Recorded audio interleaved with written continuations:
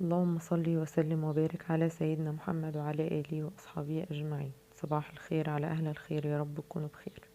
خلل معاكم شوية بتنجان كده يفتحوا النفس على الفطار. الواحد أصلا خلاص ما بقاش ليه نفس للأكل يعني. نبقى صايمين طول النهار وحاسين ان احنا على الفطار هناكل الدنيا وما فيها يعني، ويا دوبك نشرب العصير وكوباية المية وخلاص على كده.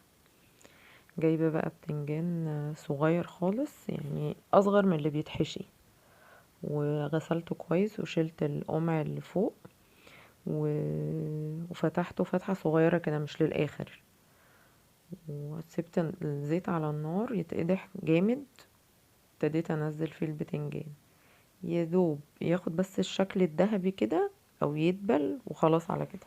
عشان كده كده التتبيلة بتاعته هتخليه يبقى طري، ما نحمرهوش قوي عشان ما يبقاش طري خالص مية كده.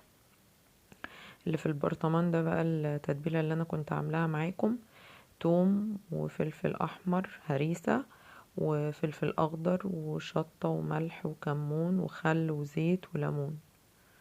ضربتهم كلهم في الكبة وبحفظهم عندي في التلاجة، بعمل بيهم اي تتبيلات سمك، بتنجان، بتبل طماطم، هبقى اوريها لكم.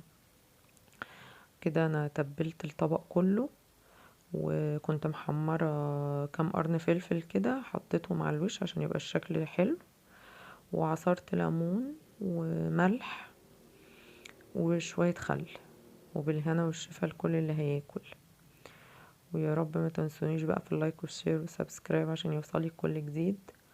وانتظروني بقى الفيديو الجاي عشان حاجة العيد. كل سنة وانتم طيبين ويعود عليكم الأيام بألف خير.